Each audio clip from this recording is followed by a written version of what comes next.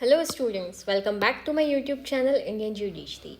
आज हम इस वीडियो में एमपी लोक सेवा के प्रदान की गारंटी एक्ट 2010 के remaining section 6 to section 11 cover करेंगे, जो हम 2011, 2012 और 2021 के अमेंडमेंट के साथ पढ़ रहे हैं।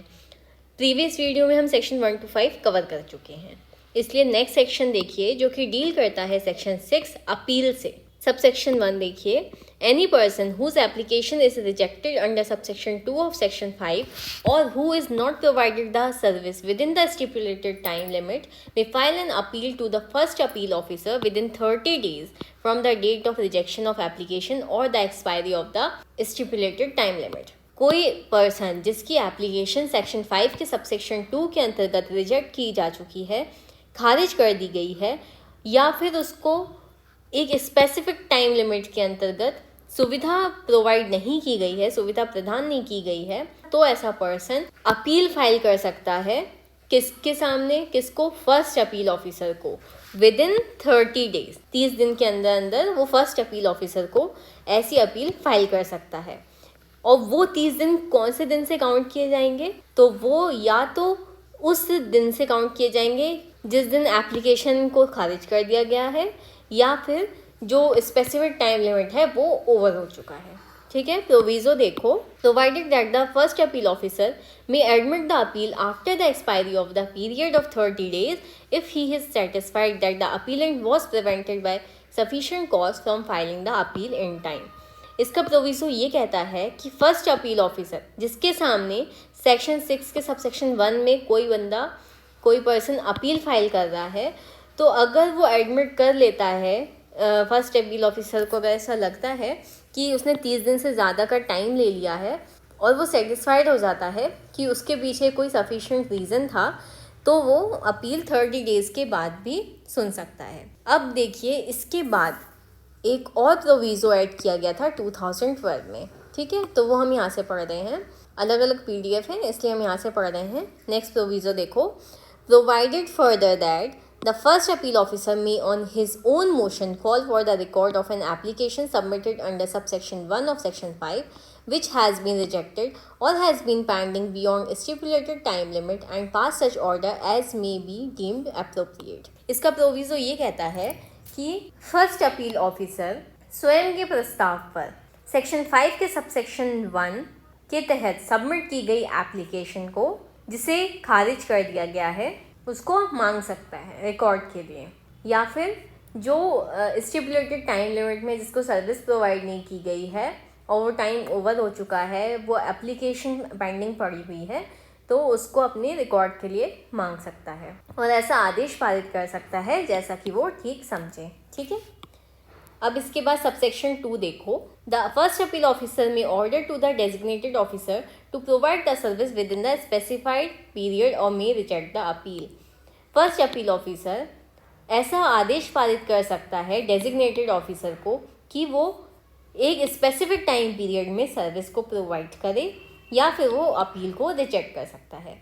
इसके बाद देखिए, 2011 का जब अमेंडमेंट हुआ तो सबसेक्शन 2 के बाद 2A को भी जोड़ दिया गया, तो वो हम यहाँ से पढ़ रहे हैं।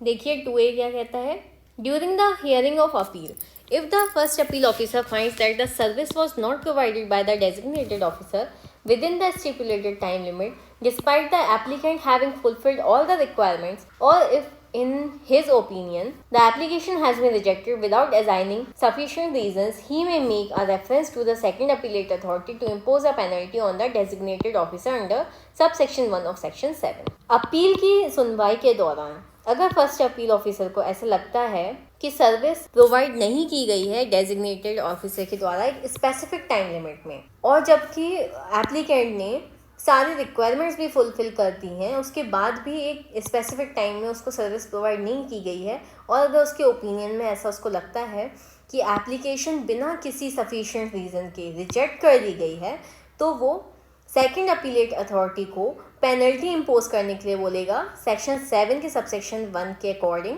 डेजिग्नेटेड ऑफिसर को। अभी जब हम सेक्शन 7 पेनल्टी पढ़ेंगे तो उसमें बताया गया है सबसेक्शन 1 में कि डेजिग्नेटेड ऑफिसर के ऊपर कितनी पेनल्टी इम्पोज की जाएगी। ठीक है, अब आगे देखो सबसेक्शन 3 इसका ये कहता है कि a second appeal against decision of the first appeal officer shall lie to the second appellate authority within 60 days from the date on which the decision was made. First appeal officer के दिए हुए decision के against second appeal लाई करेगी। किसको? Second appellate authority को। Subsection 1 में तो हमने फर्स्ट अपील की बात कर ली, ठीक है। अब सबसेक्शन 3 हमें बताता है कि अगर फर्स्ट अपील का जो डिसीजन निकला है उसके अगेंस्ट में अगर हमें सेकंड अपील करनी हो फाइल, तो वो हम किसके सामने करेंगे? सेकंड अपीलेट अथॉरिटी के सामने करेंगे। और वहाँ पे टाइम पीरियड कितना दिया गया था? फर्स्ट अपील के लिए 30 डेज़ और सेकंड अपील के लिए हमें टाइम पीरियड दिया गया है विदिन 60 डेज़, उस दिन से जिस दिन ऐसा निर्णय दिया जाता है, ठीक है।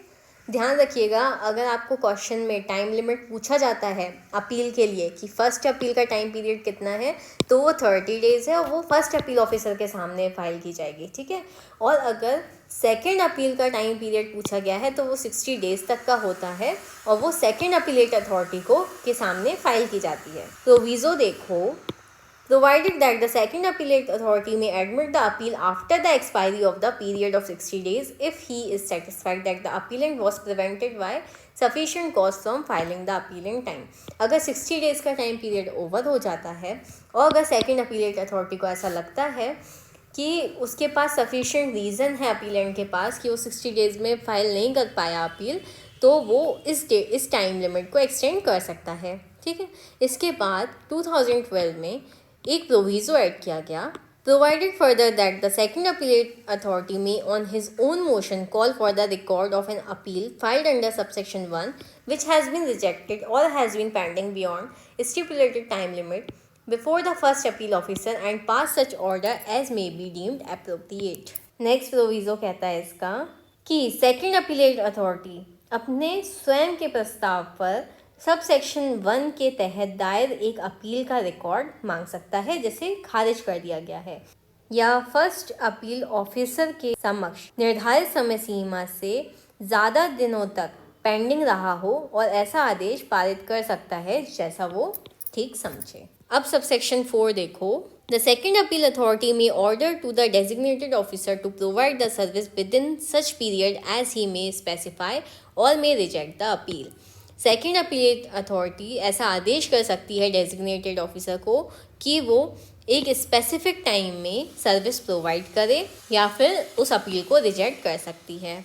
बी देखो 4 का, along with the order to provide service the second appellate authority में impose penalty according to the provision of section 7। आदेश सर्विस प्रोवाइड करने के आदेश के साथ साथ सेकेंड अपीलेट अथॉरिटी सेक्शन 7 के प्रोविजंस के अकॉर्डिंग पेनल्टी भी इम्पोज कर सकती है।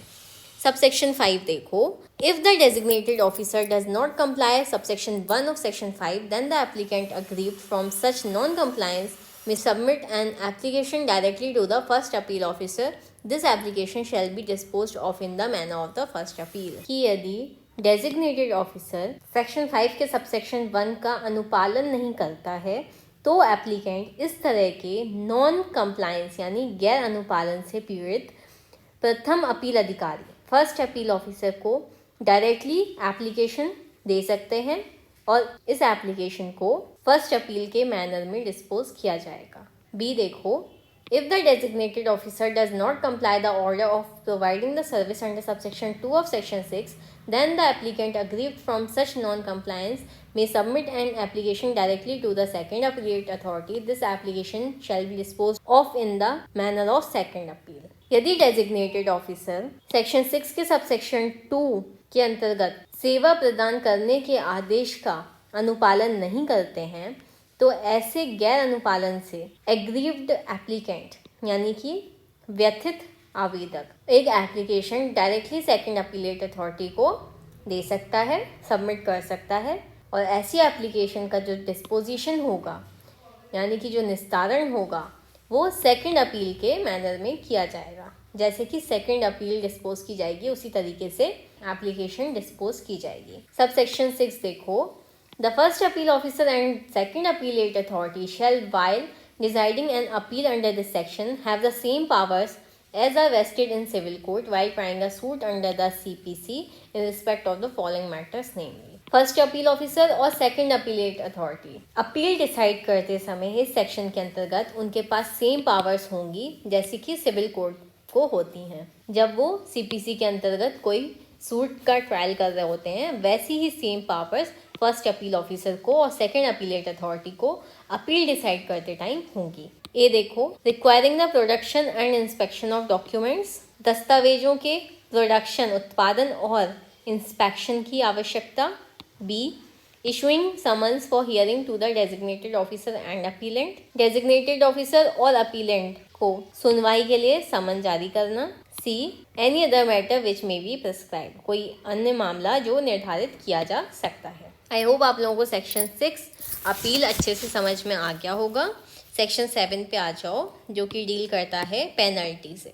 सबसेक्शन 1 का ये देखो, where the second appellate authority is of the opinion that the designated officer has failed to provide service without sufficient and reasonable cause, then he may impose a lump sum penalty which shall not be less than 500 rupees and not more than 5000 rupees। जहाँ second appellate authority का ये opinion है कि designated officer असफल हो गया है service provide करने में बिना किसी सफिशिएंट रीज़न के, तो वो उसके ऊपर एक पेनल्टी इम्पोज कर सकती है जो कि उसको एक ही बार में पे करनी होगी और जो 500 रुपये से कम की नहीं होगी और 5000 रुपये से ज़्यादा की नहीं होगी। बी देखो, where the second appellate authority is of the opinion that the designated officer has cause delay in providing the service, then he may impose a penalty at the rate of 250 rupees per day for such delay on such designated officer which shall not be more than 5000 rupees। जहाँ second appellate authority का ये opinion है कि designated officer service provide करने में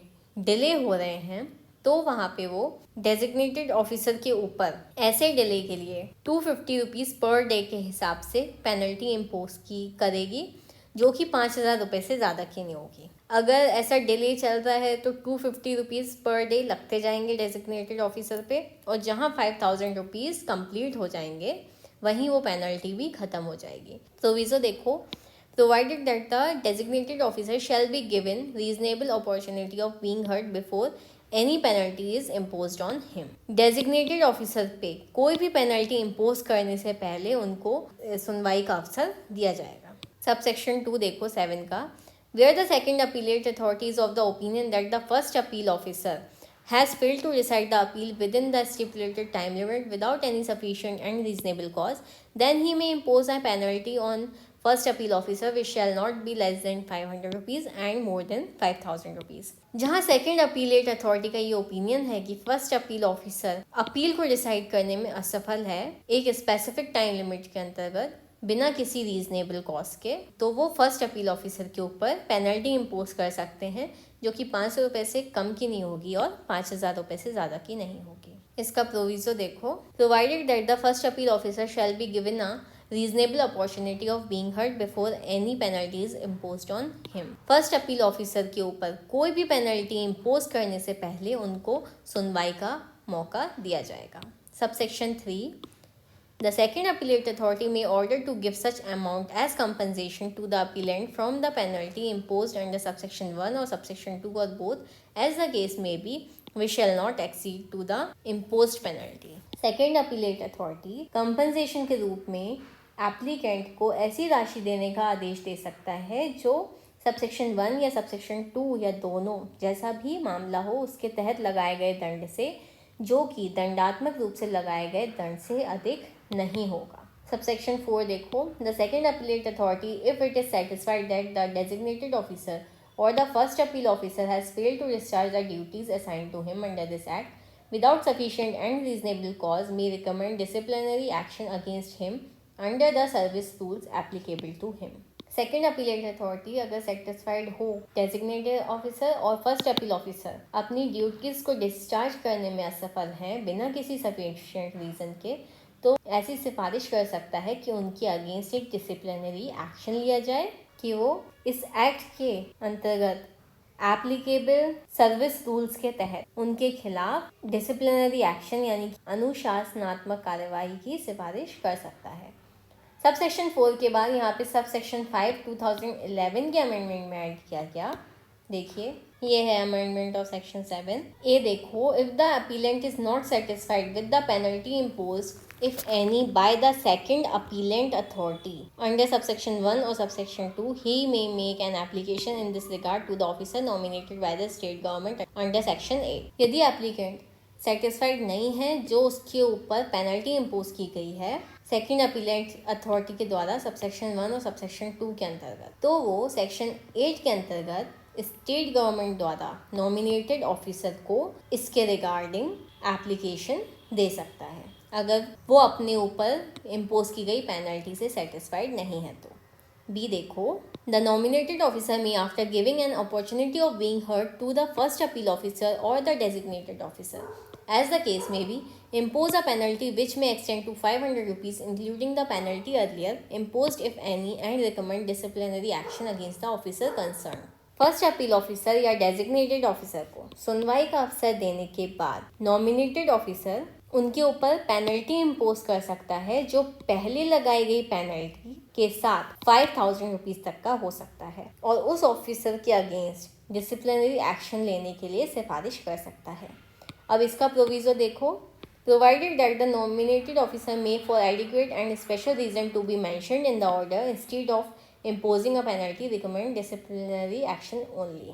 इसका provision ये कहता है कि नॉमिनेटेड ऑफिसर उसके ऑर्डर में एडिक्वेट और स्पेशल रीजंस को मेंशन करके, यानी कि पर्याप्त और विशेष कारणों का उल्लेख करके उसके आदेश में पेनल्टी इम्पोज करने की बजाय सिर्फ डिसिप्लिनरी एक्शन लेने को रिकमेंड कर सकता है। सी देखो, further if the nominated officer is satisfied that the second appellate authority has imposed an adequate penalty और has delayed proceedings or acted in a manner not conducive to the implementation of this act, he may impose on him a penalty which may extend to 5000 rupees after giving him an opportunity of being heard and recommend disciplinary action against him। कि यदि nominated officer satisfied है कि second appellate authority द्वारा impose की गई penalty इनएडिक्वेट है या वो प्रोसीडिंग्स में डिले कर रही है और इस एक्ट के इम्प्लीमेंटेशन के लिए अनुकूल नहीं है, तो वो उस पे किस पे सेकेंड अपीलेट अथॉरिटी पे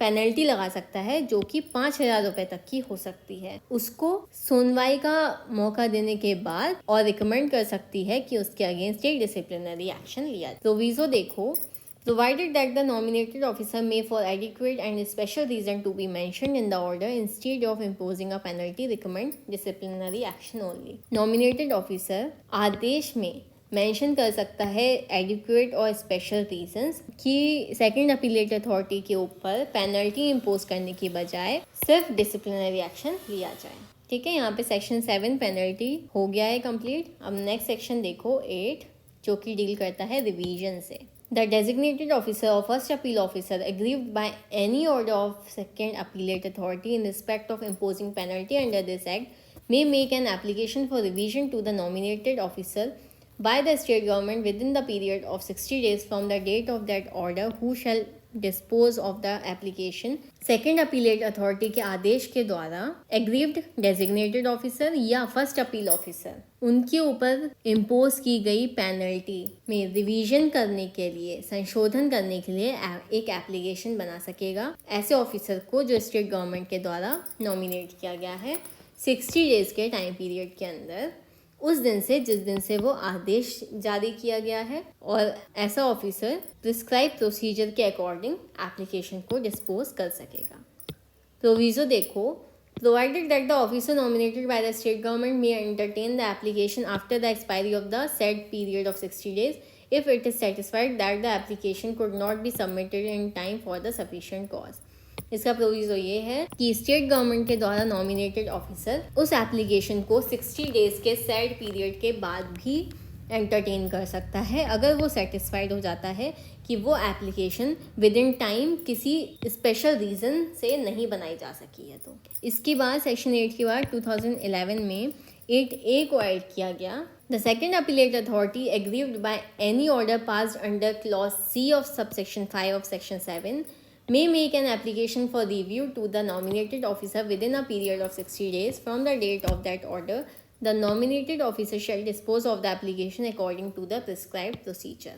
सेक्शन 7 के सबसेक्शन 5 के क्लॉज सी के अंतर्गत पास किसी ऑर्डर के द्वारा aggrieved second appellate authority review के लिए एक एप्लीकेशन बना सकती है नॉमिनेटेड ऑफिसर को 60 डेज के टाइम पीरियड के अंदर, और ऐसा जो नॉमिनेटेड ऑफिसर होगा वो उस एप्लीकेशन को डिस्पोज करेगा प्रिस्क्राइब किए हुए प्रोसीजर के अकॉर्डिंग।